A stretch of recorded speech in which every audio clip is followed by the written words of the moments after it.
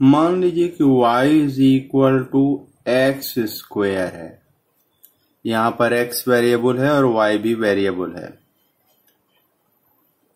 मैं आपको डिफरेंशिएशन पढ़ाने जा रहा हूं, लेकिन याद रखिएगा कि मैंने लिमिट पढ़ा दिया है आपको, और मैंने कहा था इसके बाद कंटिन्यूटी आएगा, तो कंटिन्यूटी को भी मैं स्किप कर दे रहा हूं। बिना उसकी जानकारी के भी मैं आपको डिफरेंशिएशन पढ़ा सकता हूं। मान लीजिए कि y is equal to X square है, तो इसको हम लिख सकते हैं एफ एक्स। क्या?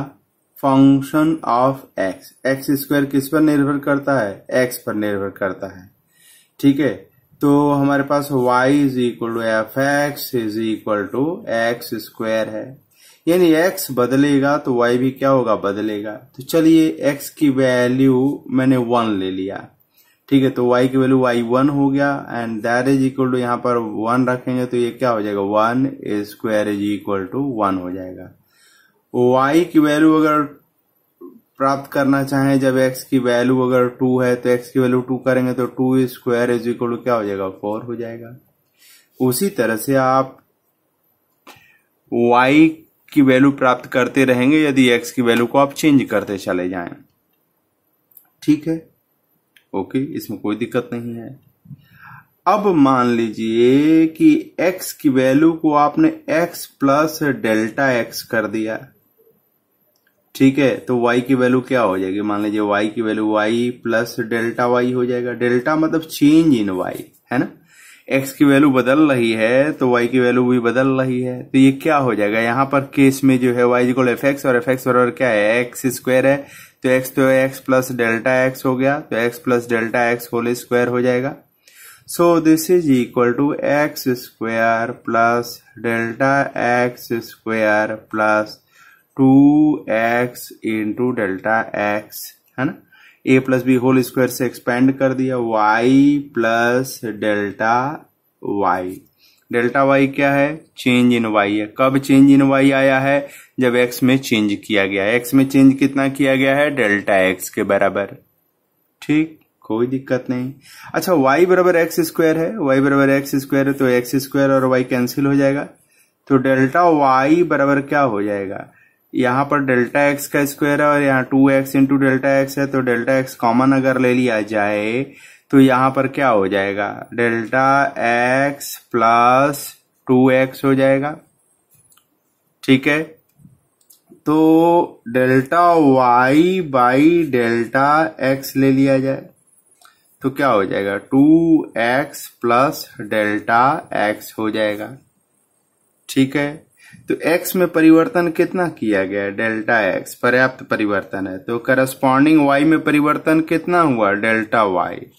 तो x में परिवर्तन 1 यूनिट के बराबर अगर करेंगे तो y में परिवर्तन कितना होगा? Delta y by delta x। तो delta y by delta x क्या है? Average rate of change of y with respect to change in x, with respect to change in x। Average शब्द का इस्तेमाल किया गया है क्योंकि पर्याप्त चेंज हुआ है x में और पर्याप्त चेंज हुआ है y में, तो delta y by delta x is equal to average rate of change of y with respect to change in x। तो न तो हमारी रुचि डेल्टा y में है, न तो हमारी रुचि डेल्टा x में है, न तो हमारी रुचि राइट हैंड साइड में है, कुछ नहीं, इन सब में नहीं रुचि है। हमारा इस रेशियो में भी कोई रुचि नहीं है, delta y by delta x में भी कोई रुचि नहीं है। हमारे इंटरेस्ट का विषय ये है कि delta y by delta x का क्या होगा भाई, जब डेल्टा x 0 होने लगेगा, मतलब x में जो परिवर्तन किए वो बहुत बहुत बहुत बहुत कम होने लगे, तब delta y by delta x का क्या होगा? तो भाई डेल्टा x में परिवर्तन के कारण ही y में परिवर्तन था, और x में परिवर्तन 0 की तरफ हो जा रहा है तो y में भी परिवर्तन क्या होगा, 0 की तरफ जा रहा है। और सचमुच अगर डेल्टा x इक्वल 0 ले लेंगे तो डेल्टा y भी 0 हो जाएगा और ये 0/0 हो जाएगा। 0/0 क्या होता है, कोई नहीं बता सकता है। जैसे 0 में अगर 0 से डिवाइड करिए 7 बार गया, 7 0 0, कंप्लीट हो गया डिवीजन। ठीक है, दूसरे बच्चे को आपने दिया 0 में 0 से डिवीजन करने के लिए, वो 9 बार ले गया, 9 0 0 और उसने कहा कि हमारा डिवीजन कंप्लीट हो गया। तो अलग अलग बच्चों का आंसर अलग अलग आ गया। तो ऐसी चीजों को हम बोलते हैं अनडिफाइंड। तो ये अनडिफाइंड हो जाएगा। ठीक है, तो वो फसान आ गई ना, जहां पर मैथमेटिशियन फंसे थे कि कोई अगर डिवीजन अगर अनडिफाइंड हो जाएगा तो कैसे वैल्यू निकालेंगे। ठीक है, तो यहां पर देखिए हमने डेल्टा एक्स को 0 की तरफ ले जाने की बात की है। हम डेल्टा एक्स 0 कर नहीं रहे हैं। तो जब delta x very very very very very very small होगा तो डेल्टा वाई भी क्या होगा, very very very very very small होगा। और जैसे डेल्टा एक्स को बहुत बहुत बहुत बहुत कम करना चालू करेंगे वैसे ही डेल्टा वाई भी बहुत बहुत बहुत कम होना चालू हो जाएगा। लेकिन हम देखेंगे कि delta Y by delta X जो है एक निश्चित दिशा में जा रहा है, एक निश्चित दिशा में जा रहा है, एक निश्चित वैल्यू की तरफ जा रहा है। ठीक है, तो यहां हम क्या कर रहे हैं, लिमिट ले रहे हैं किसका, rate of average rate of change of Y with respect to change in X का लिमिट ले रहे हैं under the condition that delta X tending towards 0। तो जो ये लिमिट होता है ना, उसी लिमिट को हम बोलते हैं D by D x of Y. D by D x of Y, कुछ लोग कहते हैं D by D x of Y, कुछ लोग बोलते हैं D Y by D X. ठीक है, क्योंकि जब बहुत छोटा हो जाएगा यह डेल्टा एक्स, तो डेल्टा वाई भी बहुत छोटा हो जाएगा। तो बहुत छोटा को डी से दर्शाते हैं। तो आप इसको वाई के रूप में भी ले सकते हैं, कोई दिक्कत नहीं। कुछ टीचर्स कहते हैं कि इसको आप D by D X operating over Y कहना चाहिए, और कुछ शॉर्ट में D Y by D X भी बोल जाते हैं। तो दोनों बिल्कुल 100% सही है, कोई दिक्कत नहीं है। इसको प्रूव किया जा सकता है कि दोनों स्टेटमेंट बिल्कुल सही हैं। D by D x of Y भी उतना ही सही है जितना इसको D Y by D X मानना सही है। अगर किसी को दिक्कत हो तो वो डिस्कस कर सकता है इस मुद्दे पर अलग से।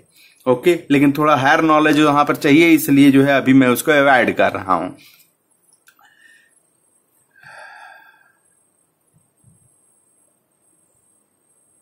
तो D Y by D X का क्या मतलब आया, D Y by D X का मतलब आया कि वाई डिपेंड कर रहा है एक्स पर। एक्स में परिवर्तन किया कितना, डेल्टा एक्स, तो वाई में परिवर्तन कितना हुआ, डेल्टा वाई। तो delta Y by delta X निकाला, यानी rate of change of Y with respect to change in X. और यह rate of change of Y with respect to X की वैल्यू क्या होगी यदि चेंज इन एक्स जो है किधर भागे, 0 की तरफ। तो यह आप देखेंगे कि एक निश्चित दिशा में जाएगी और उसी दिशा का नाम क्या है, D Y by D X. ठीक है,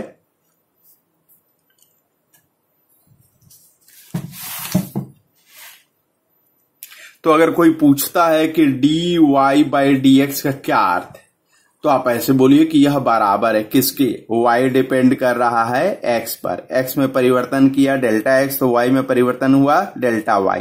ठीक है, तो delta y by delta x क्या हुआ, average rate of change of y with respect to the change in x। फिर इसका क्या होगा यदि change in x tends towards 0।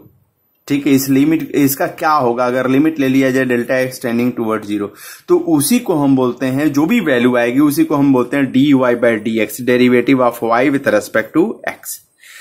D Y by D x या d by D x of y एक ही बात है। मतलब d by D x of y लिखेंगे तो ऐसे लिखा जाएगा, d by D x of y. दोनों तरीका बिल्कुल सही है, परफेक्ट है, कोई दिक्कत नहीं है। तो हम लोगों ने differential coefficient of Y with respect to का एक्स का, विथ रेस्पेक्ट टू एक्स का आर समझ लिया। क्या आर समझ लिया कि भैया वाई डिपेंड कर रहा है एक्स पर। ठीक है, तो एक्स में चेंज कर दो डेल्टा एक्स, तो वाई में चेंज आ जाएगा कितना, डेल्टा वाई। तो what is the average rate of change of Y with respect to the change in X, delta Y by delta x. तो इस average rate of change of